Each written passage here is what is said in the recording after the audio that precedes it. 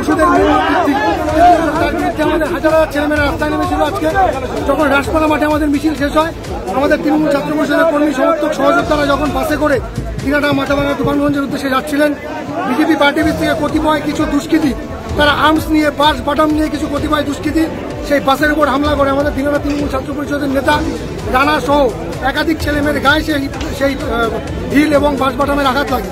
তারা প্রায় ইমিডিয়েট তাদের ইন্ডিয়ান হসপিটালে পাঠালাম। দুটো গাড়ির উপর আক্রমণ করা হয়। আমরা অবিলম্বে পুলিশকে বলবো ইমিডিয়েট দোষীদের শনাক্ত করে তাদের গ্রেপ্তারের বুদ্ধি করতে। তৃণমূল ছাত্র পরিষদ রাস্তায় থাকবে। তৃণমূল ছাত্র পরিষদকে এইভাবে তৃণমূল কংগ্রেসকে ধমকে চমকে মাথা মতো করা যাবে না। আমরা রাস্তায় রয়েছি কোচবিহার জেলায়, কোচবিহার শহরে, নাহলে তীব্র থেকে তীব্র প্রতিবাদ। আপনাদের গাড়ির উপরে কি বিজেপি হামলা করেছিল? বিজেপির কতিপয় দুষ্কৃতী যারা আর্মস নিয়ে বিজেপি পার্টি অফিসের ভেতরে এখনো আছে, আর্মস নিয়ে বন্দুক নিয়ে তারা আক্রমণের চেষ্টা করেছে, লাঠি সোটা নিয়ে শোট নিয়ে আক্রমণের চেষ্টা করেছে। আমাদের তৃণমূল ছাত্র পরিষদের 4-5 জন ছাত্র নেতা তারা আহত হয়েছে। তাদেরকে আমরা ইমিডিয়েট এমজিএন হসপিটাল আর মেডিকেল কলেজে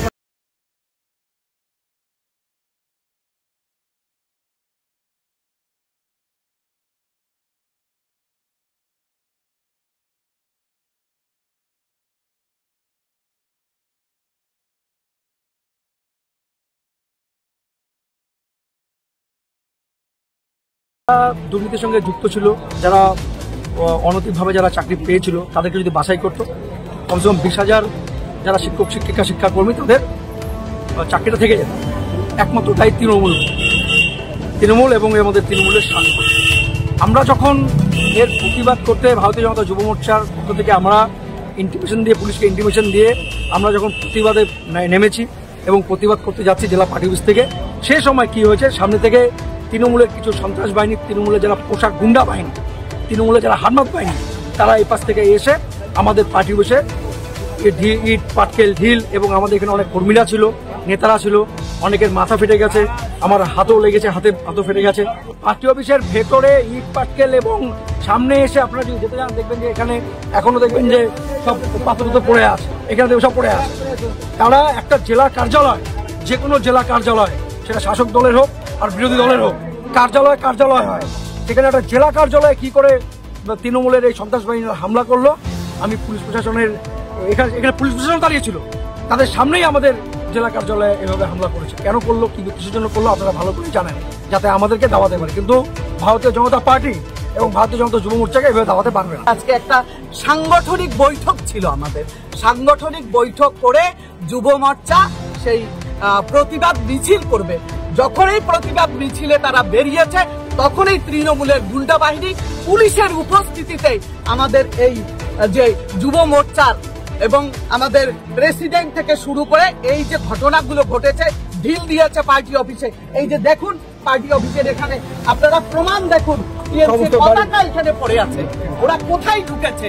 পার্টি অফিসের সামনে। এখন গণতন্ত্র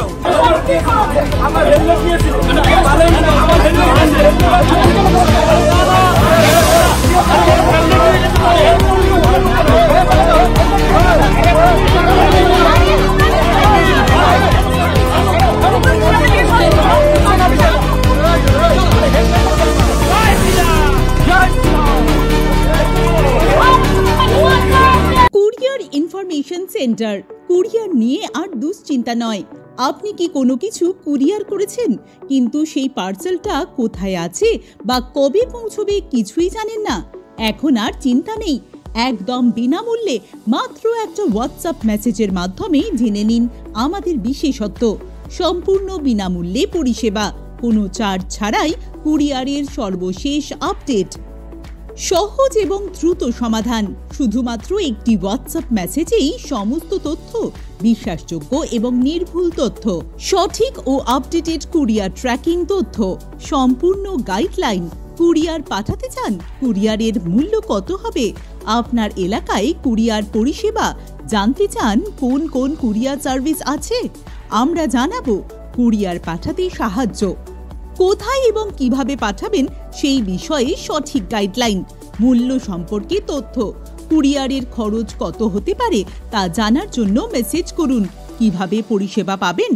আমাদের হোয়াটসঅ্যাপ নম্বর 9477020557 মেসেজ করুন। কুরিয়ার ইনফরমেশন সেন্টার, সহজ, দ্রুত এবং বিশ্বাসযোগ্য কুরিয়ার তথ্য পরিষেবা। কুরিয়ার নিয়ে চিন্তা নয়, সমাধান এখন হাতের মুঠোয়।